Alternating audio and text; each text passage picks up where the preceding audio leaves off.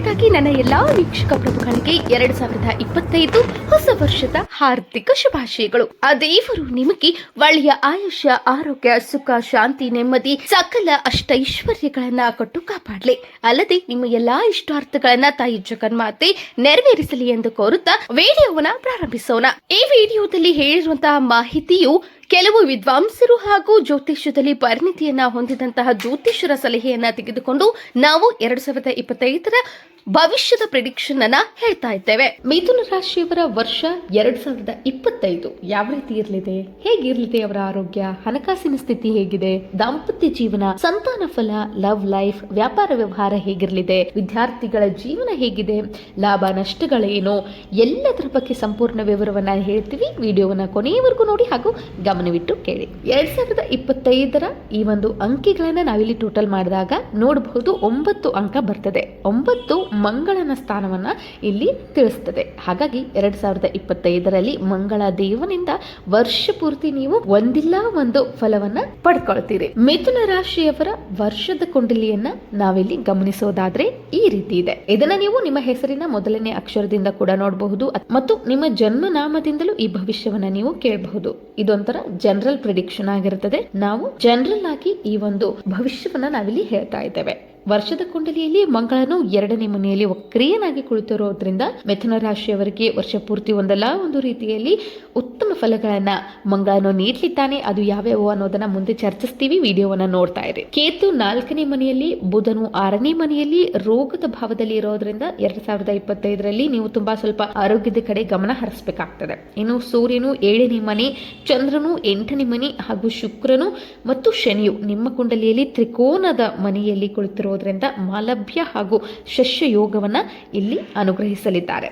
ಉತ್ತಮ ಫಲಗಳನ್ನು ಕೂಡ ನೀಡಲಿದ್ದಾರೆ. ಆದರೆ ವರ್ಷ ಪೂರ್ತಿ ಕೆಲವೊಂದಿಷ್ಟು ಸಮಸ್ಯೆಗಳನ್ನ ನೀವು ನೋಡ್ಲಿದ್ದೀರಿ. ಅದಕ್ಕೆ ತಕ್ಕಂತೆ ಕೂಡ ಎಲ್ಲಾ ರೀತಿಯ ಪರಿಹಾರಗಳನ್ನು ಕೂಡ ಈ ಒಂದು ಯೋಗದಿಂದಾಗಿ ನೀವು ಕಂಡುಕೊಳ್ತೀರಿ. ಮಾಲವ್ಯ ಹಾಗೂ ಶಸ್ಯ ಯೋಗದ ಅನುಗ್ರಹದಿಂದಾಗಿ ನೀವು ಎಲ್ಲಾ ಸಮಸ್ಯೆಗಳನ್ನು ಮೆಟ್ಟಿ ನಿಂತು ನೀವು ಮುಂದೆ ಸಾಕ್ತೀರಿ. 10ನೇ ಸ್ಥಾನದಲ್ಲಿ ರಾಹು ಹಾಗೂ 12ನೇ ಸ್ಥಾನದಲ್ಲಿ ಗುರು ವಿರಾಜಮಾನರಾಗಿರುವುದರಿಂದ ಒಟ್ಟಾರೆಯಾಗಿ ನಿಮ್ಮ ವರ್ಷದ ಕುಂಡಲಿಯು ಈ ರೀತಿ ಫಲಗಳನ್ನ ಗೋಚರಿಸ್ತಾ ಇದೆ. ಮೊದಲನೇದಾಗಿ ಆರೋಗ್ಯ ಭಾಗ್ಯ ಹೇಗಿರಲಿದೆ ಮಿಥುನ ರಾಶಿಯವರಿಗೆ ಎಂದು ನಾವಿಲ್ಲಿ ಗಮನಿಸೋದಾದ್ರೆ, ವರ್ಷದ ಕುಂಡಲಿಯಲ್ಲಿ ಆರೋಗ್ಯವನ್ನ ಕರುಣಿಸುವಂತಹ ಸ್ವಾಮಿಯಾದಂತಹ ಬುಧನು ರೋಗದ ಸ್ಥಾನದಲ್ಲಿ ಸ್ವಲ್ಪ ವೀಕ್ ಆಗಿ ಕುಳಿತಿರೋದ್ರಿಂದ 2025 ಮಿಥುನ ರಾಶಿಯವರು ಕೆಟ್ಟ ದೃಷ್ಟಿಗೆ ಒಳಗಾಗ್ತೀರಿ.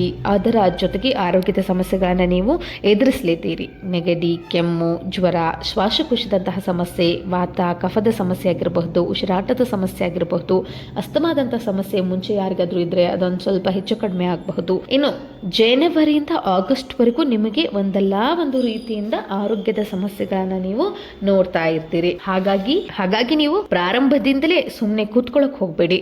ಆರೋಗ್ಯದ ಬಗ್ಗೆ ಹೆಚ್ಚು ಕಾಳಜಿಯನ್ನು ವಹಿಸಿ ವ್ಯಾಯಾಮ, ಯೋಗ, ಜಿಮ್ ಇತ್ಯಾದಿ ಆರೋಗ್ಯವನ್ನು ಸುಧಾರಿಸುವಂತಹ ಯೋಗದ ಅಭ್ಯಾಸಗಳನ್ನ ಮಾಡಲೇಬೇಕು. ಅಂದಾಗ ಮಾತ್ರ ನಿಮ್ಮ ಆರೋಗ್ಯವನ್ನು ನೀವು ಕಾಪಾಡಿಕೊಳ್ಳಲು ಸಾಧ್ಯವಾಗ್ತದೆ ಈ ವರ್ಷ. ಯಾಕೆಂದ್ರೆ ನಿಮ್ಮ ಗ್ರಹಗತಿಗಳು ಈ ರೀತಿ ಆಗಿರಲಿದೆ. ಹಾಗಾಗಿ 2025 ಮಿಥುನ ರಾಶಿಯವರು ಸ್ವಲ್ಪ ಆರೋಗ್ಯದ ಕಡೆಗೆ ಹೆಚ್ಚು ಗಮನವನ್ನ ಹರಿಸಬೇಕು. ಇನ್ನು ನಿಮ್ಮ ಜೀವನದಲ್ಲಿ ಕೆಲವೊಂದಿಷ್ಟು ಜನಗಳ ಆಗಮನ ಆಗ್ತದೆ. ಅವರು ನಿಮ್ಮ ಏಳಿಗೆಯನ್ನ ಬಯಸೋದಿಲ್ಲ. ಅವರು ನಿಮ್ಮನ್ನ ಕುಗ್ಗಿಸಲು, ನಿಮ್ಮ ಏಳಿಗೆಯನ್ನ ಸಹಿಸದೆ ನಿಮ್ಮನ್ನ ತುಳಿಯಲು ಪ್ರಯತ್ನ ಮಾಡ್ತಾರೆ. ಆದರೆ ನೀವು ಯಾವುದಕ್ಕೂ ಹೆದರಬೇಡಿ. ಧೈರ್ಯದಿಂದ ಗಟ್ಟಿಯಾಗಿ ಅವರ ಮುಂದೆ ನಿಂತು ವಿಲ್ ಪವರ್ ಅನ್ನ ಸ್ಟ್ರಾಂಗ್ ಆಗಿ ಇಟ್ಕೊಂಡು ಧೈರ್ಯದಿಂದ ಎಲ್ಲವನ್ನ ಮೆಟ್ಟಿ ನಿಂತು ಅವರನ್ನ ಎದುರಿಸಿ. ಯಾರ ಬಗ್ಗೆನೂ ಹೆಚ್ಚಿಗೆ ತಲೆ ಕೆಡಿಸ್ಕೊಳಕ್ ಹೋಗ್ಬೇಡಿ. ಇನ್ನು ಮಿಥುನ ರಾಶಿಯವರ ಹಣಕಾಸಿನ ವ್ಯವಸ್ಥೆ ಯಾವ ರೀತಿ ಇರಲಿದೆ ಅನ್ನೋದನ್ನ ನಾವಿಲ್ಲಿ ಗಮನಿಸೋದಾದ್ರೆ, ವಾರ್ಷಿಕ ಕುಂಡಲಿ ಅನುಸಾರ ಹಣದ ಸ್ಥಾನದಲ್ಲಿ ಅಂದ್ರೆ ದ್ವಿತೀಯ ಸ್ಥಾನದಲ್ಲಿ ಮಂಗಳನು ವಕ್ರಿಯನಾಗಿ ಕುಳಿತಿರುವುದರಿಂದ ಹಣಕಾಸಿನ ವಿಷಯಕ್ಕೆ ಸಂಬಂಧಿಸಿದಂತೆ 2025 ವರ್ಷ ಬರೆದಿಟ್ಕೊಳ್ಳಿ. ನಾ ಹೇಳ್ತಿರುವಂತಹ ಈ ಒಂದು ವಾಕ್ಯವನ್ನ ನೀವು ನೆನಪಿನಲ್ಲಿ ಇಟ್ಕೊಳ್ಳಿ. ತುಂಬಾನೇ ಉತ್ತಮವಾಗಿರಲಿದೆ. ಅಚಾನಕ್ಕಾಗಿ ಹಣದ ಹರಿವು ನಿಮಗೆ ಬರಲಿದೆ. ದೊಡ್ಡ ಡೀಲ್ ನಿಮ್ಮ ಕೈ ಸೇರಲಿದೆ. ಹಣಕಾಸಿನ ವಿಷಯಕ್ಕೆ ಸಂಬಂಧಿಸಿದಂತೆ ನಿಂತು ಹೋದಂತಹ ಎಲ್ಲಾ ಕೆಲಸಗಳು ಮತ್ತೆ ಪ್ರಾರಂಭಗೊಳ್ತವೆ. ಅದರಿಂದ ನೀವು ಹೆಚ್ಚಿಗೆ ಲಾಭವನ್ನ ಗಳಿಸ್ತೀರಿ. ಇದರ ಜೊತೆಗೆ ಸೇಲ್ ಅಥವಾ ಪರ್ಚೇಸ್ ಮಾಡ್ತೀರಿಲ್ಲ, ಅದರಲ್ಲಿ ಕೂಡ ನಿಮಗೆ ಒಳ್ಳೆಯ ಲಾಭ ದೊರೆಯಲಿದೆ. ಅದರ ಜೊತೆಗೆ ಮಂಗಳನು ವಕ್ರಿಯನಾಗಿರೋದ್ರಿಂದ ಆತನ ಪ್ರಭಾವದಿಂದಾಗಿ ಫೆಬ್ರವರಿಯಿಂದ ಹಿಡಿದು ನವೆಂಬರ್ ವರೆಗೆ ನೀವು ಹಣದ ಕಂತುಗಳನ್ನ ಎಣಿಕೆ ಮಾಡಿಯೇ ಸುಸ್ತಾಗ್ತೀರಿ. ಅಂದ್ರೆ ನಮ್ಮ ಮಾತಿನ ಅರ್ಥ ಏನಂದ್ರೆ ಹಣದ ವ್ಯವಸ್ಥೆ ಅಷ್ಟು ತುಂಬಾನೇ ಉತ್ತಮವಾಗಿರ್ತದೆ ಅಂತ. ನೀವು ಯಾವುದಾದ್ರೂ ವಸ್ತುವನ್ನ ಮಾರಾಟ ಮಾಡ್ತಾ ಇದ್ರೆ ಅದರಲ್ಲಿ ಲಾಭ ಮತ್ತು ಇನ್ವೆಸ್ಟ್ಮೆಂಟ್ ಮಾಡ್ತಾ ಇದ್ರೆ ಅದರಲ್ಲೂ ಕೂಡ ನಿಮಗೆ ಉತ್ತಮ ಲಾಭವನ್ನ ನೀವು ನೋಡ್ತೀರಿ. ಒಂದಲ್ಲ ಒಂದು ರೀತಿಯಿಂದ ಫೆಬ್ರವರಿಯಿಂದ ಹಿಡಿದು ನವೆಂಬರ್ ವರೆಗೂ ಹಣದ ಸ್ಥಿತಿ ತುಂಬಾನೇ ನಿಮಗೆ ಶ್ರೇಷ್ಠವಾಗಿರಲಿದೆ. ಏನು ಮಿಥುನ ರಾಶಿಯವರ ಕೌಟುಂಬಿಕ ಜೀವನ ಹೇಗಿರಲಿದೆ, ದಾಂಪತ್ಯ ಹೇಗೆ, ಸಂತಾನ ಫಲ, ವಿದ್ಯಾರ್ಥಿಗಳ ಭವಿಷ್ಯ ಹೇಗಿರಲಿದೆ ಅನ್ನೋದ್ರ ಬಗ್ಗೆ ನಾವಿಲ್ಲಿ ನೋಡೋದಾದ್ರೆ 2025ರಲ್ಲಿ ಹೊಸದಾಗಿ ಮದುವೆ ಆದವರಿಗೆ ಅಚಾನಕ್ಕಾಗಿ ಸಂತಾನ ಫಲ ಸಿಗಲಿದೆ. ಅಂದರೆ ನಿಮಗೆ ಕೂಡ ಇದು ಸರ್ಪ್ರೈಸಿಂಗ್ ಆಗಿರಲಿದೆ. ಮಕ್ಕಳ ಭಾಗ್ಯ ಬೇಗ ನಿಮಗೆ ಸಿಗಲಿದೆ. ಯಾಕೆಂದರೆ ಮಾಲಭ್ಯ ಯೋಗದಿಂದ ಈ ಒಂದು ಫಲ ನಿಮಗೆ ಸಿಗ್ತದೆ. ನಿಮ್ಮ ಮಕ್ಕಳಿಗೆ ಸಂಬಂಧಿಸಿದಂತೆ ಒಳ್ಳೆಯ ಶುಭ ಸುದ್ದಿಗಳನ್ನು ನೀವು ಕೇಳ್ತೀರಿ. ಅವರಿಗೆ ಸಂಬಂಧಪಟ್ಟಂತಹ ನಿಂತು ಹೋದಂತಹ ಕೆಲಸಗಳು ಪೂರ್ಣಗೊಳ್ತವೆ. ನಿಮ್ಮ ಮಕ್ಕಳು ವಿದ್ಯಾಭ್ಯಾಸದಲ್ಲಿ ತುಂಬಾ ಉತ್ತಮವಾಗಿರ್ತಾರೆ. ಈ ವರ್ಷ ನಿಮ್ಮ ಮಕ್ಕಳಿಗೆ ತುಂಬಾ ಶ್ರೇಷ್ಠ ವರ್ಷ ಅಂತ ಹೇಳಬಹುದು. ನಿಮ್ಮ ಮಕ್ಕಳು ಎಲ್ಲ ರೀತಿಯ ಚಟುವಟಿಕೆಗಳಲ್ಲಿ ತಮ್ಮನ್ನು ತಾವು ತೊಡಗಿಸ್ಕೊಳ್ತಾರೆ. ಯಾಕೆಂದರೆ ಮಂಗಳ ದೇವನ ವರ್ಷ ಆಗಿರೋದ್ರಿಂದ ಮಕ್ಕಳು ತುಂಬ ಆಕ್ಟಿವ್ ಆಗಿರ್ತಾರೆ. ಆತ್ಮವಿಶ್ವಾಸವನ್ನು ಹೆಚ್ಚಿಸ್ಕೊಳ್ಳುವಂತಹ ವರ್ಷ ಇದಾಗಿರ್ತದೆ. ಹಾಗಾಗಿ 2025ರಲ್ಲಿ ನಿಮ್ಮ ಮಕ್ಕಳು ಒಳ್ಳೆಯ ಎನರ್ಜಿಯನ್ನು ಪಡೆದುಕೊಳ್ತಾರೆ. ಹಿರಿಯ ಪುತ್ರ ಅಥವಾ ಹಿರಿಯ ಪುತ್ರಿಯ ಮದುವೆ ಆಗದೇ ಇದ್ದಲ್ಲಿ ಈ ವರ್ಷ ನಿಶ್ಚಯವಾಗಲಿದೆ. ಫೆಬ್ರವರಿ ತಿಂಗಳಿನ ನಂತರ ನಿಮ್ಮ ದೊಡ್ಡ ಮಕ್ಕಳು ಅಥವಾ ಹಿರಿಯ ಪುತ್ರ ಅಥವಾ ಹಿರಿಯ ಪುತ್ರಿಯ ಕಂಕಣ ಭಾಗ್ಯ ಕೂಡಿ ಬರಲಿದೆ.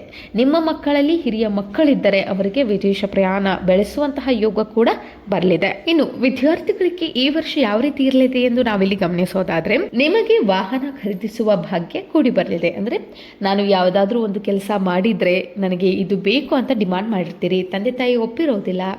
ಆದರೆ ಈ ವರ್ಷ ಎಲ್ಲರ ಒಪ್ಪಿಗೆಯನ್ನು ಪಡೆದುಕೊಂಡು ನೀವು ವಾಹನವನ್ನು ಖರೀದಿ ಮಾಡಲಿದ್ದೀರಿ.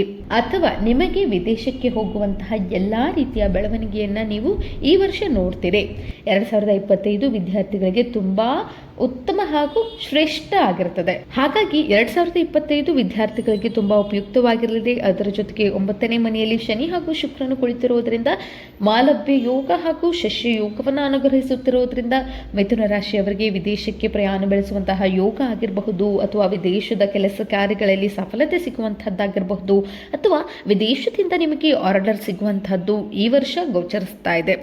ಫಿಲ್ಮಿ ಲೈನ್ ನಲ್ಲಿ ಯಾರಿರ್ತಾರೋ, ಆಕ್ಟರ್ ಆಗಿರಬಹುದು, ಸಂಗೀತ, ನೃತ್ಯ, ಕಲೆ, ಸಾಹಿತ್ಯ ಕ್ಷೇತ್ರದಲ್ಲಿರುವವರಿಗೆ, ಫೋಟೋಗ್ರಫಿಗೆ ಸಂಬಂಧಿಸಿದಂತಹ ಕೆಲಸಗಳಲ್ಲಿ ಬಿಲ್ಡರ್ಗಳಾಗಿರಬಹುದು, ಕೃಷಿಕ ಜನರಿಗಾಗಿರಬಹುದು, ಕಟ್ಟಿಗೆ ವ್ಯಾಪಾರಿಗಳಿಗಾಗಿರಬಹುದು, ಇಂಟೀರಿಯರ್ ಡಿಸೈನಿಂಗ್ ಕೆಲಸವನ್ನು ಮಾಡುವಂತಹವರಾಗಿರಬಹುದು, ಸೋಷಿಯಲ್ ಮೀಡಿಯಾದಲ್ಲಿ ಕೆಲಸ ಮಾಡುವವರಾಗಿರಬಹುದು, ಈ ವರ್ಷ ಇವರಿಗೆ ತುಂಬಾನೇ ಶ್ರೇಷ್ಠದಾಯಕ ವರ್ಷ ಹಾಗೂ ಒಳ್ಳೆಯ ನೆನಪನ್ನ ಮಾಡಿಕೊಡುವಂತಹ ವರ್ಷ, ನೆನಪಿನಲ್ಲಿ ಇಟ್ಕೊಳ್ಳುವಂತಹ ವರ್ಷ ಇದಾಗಿರುತ್ತದೆ.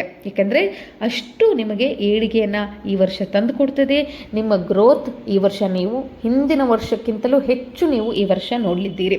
ಇನ್ನು 2025ರಲ್ಲಿ ದಂಪತಿಗಳಿಗೆ, ಕುಮಾರಿಯರಿಗೆ ಯಾವ ರೀತಿ ಇರಲಿದೆ ಎಂದು ನಾವಿಲ್ಲಿ ನೋಡೋದಾದ್ರೆ ವಾರ್ಷಿಕ ಕುಂಡಲಿಯಲ್ಲಿ 7ನೇ ಮನೆಯ ಸೂರ್ಯನು ತುಂಬಾನೇ ಪ್ರಭಾವಿಯಾಗಿ ಯಶ್ ಯೋಗವನ್ನು ಅನುಗ್ರಹಿಸುತ್ತಿರುವುದರಿಂದ ದಂಪತಿಗಳಾಗಿರಲಿ ಅಥವಾ ಲವ್ ಪಾರ್ಟ್ನರ್ ಆಗಿರಲಿ, ನಿಮ್ಮ ಸಂಗಾತಿಗೆ ನೆನ್ಪಿಟ್ಕೊಳ್ಳಿ, ಫೆಬ್ರವರಿಯಿಂದ ಹಿಡಿದು ಸೆಪ್ಟೆಂಬರ್ ಒಳಗಾಗಿ ಸರ್ಕಾರದಿಂದ ಲಾಭ ಸಿಗುವಂತಹ ಯೋಗವನ್ನ ಈ ಸೂರ್ಯನು ನಿಮಗೆ ಕರುಣಿಸಲಿದ್ದಾನೆ. ಅಂದರೆ ಸರ್ಕಾರದ ಸವಲತ್ತು ಸಿಗಬಹುದು, ನಿಮ್ಮ ಪಾರ್ಟ್ನರ್ಗೆ ಸರ್ಕಾರಿ ನೌಕರಿ ಸಿಗಬಹುದು, ಸರ್ಕಾರದ ಟೆಂಡರ್ ಸಿಗಬಹುದು. ಒಟ್ಟಾರೆಯಾಗಿ ನಿಮ್ಮ ಸಂಗಾತಿ ಸರ್ಕಾರದಿಂದ ಲಾಭವನ್ನು ಗಳಿಸಲಿದ್ದಾರೆ. ಅವರ ಕರಿಯರ್ ತುಂಬ ಉತ್ತಮವಾಗಿರ್ತದೆ. ಹಣಕಾಸಿನ ಸ್ಥಿತಿ ತುಂಬಾನೇ ಚೆನ್ನಾಗಿರ್ತದೆ. ಪದವಿ ಅಥವಾ ಪ್ರಮೋಷನ್ ಸಿಗುವಂತಹದ್ದು 2025ರಲ್ಲಿ ನಿಮ್ಮ ಸಂಗಾತಿಗೆ ಸೂರ್ಯನು ನಿಮ್ಮ ರಾಶಿಯಲ್ಲಿ ಕುಳಿತಿರೋದ್ರಿಂದ ಈ ರೀತಿಯ ಫಲಗಳನ್ನು ನೀಡಲಿದ್ದಾನೆ. ಆದರೆ ದಾಂಪತ್ಯ ಜೀವನದಲ್ಲಿ ಇರಿಸು ಮುರಿಸು ಇರುವಂತಹ ವರ್ಷ ಇದಾಗಿರ್ತದೆ. ಯಾಕೆಂದ್ರೆ ಒಬ್ಬರಿಗೊಬ್ಬರು ಅಹಂಕಾರವನ್ನು ತೋರಿಸ್ತಾ ಮುನಿಸ್ಕೊಳ್ತೀರಿ, ಈಗೋ ಪ್ರಾಬ್ಲಮ್ ಕಂಡು ಬರ್ತದೆ.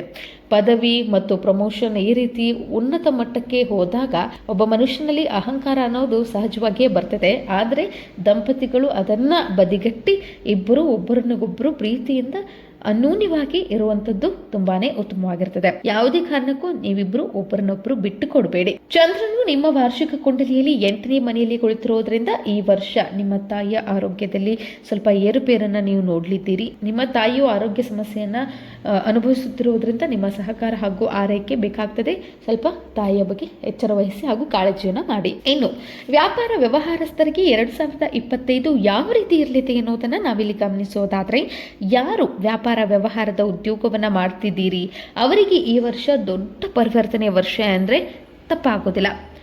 ನಿಮಗೆ ಪರಿವರ್ತನೆಯನ್ನು ನೀಡುವಂತಹ ವರ್ಷ 2025 ಆಗಿರ್ತದೆ. ನೀವು ಮಾಡುವಂತಹ ಕೆಲಸದಲ್ಲಿ ನಿಮಗೆ ಟ್ರಾನ್ಸ್ಫರ್ ಸಿಗಬಹುದು, ಅಥವಾ ಫೀಲ್ಡ್ ಚೇಂಜ್ ಆಗಬಹುದು, ಅಥವಾ ನೌಕರಿ ಚೇಂಜ್ ಆಗುವಂತಹ ಯೋಗವೂ ಇಲ್ಲಿ ಕೂಡಿ ಬರ್ತಾ ಇದೆ.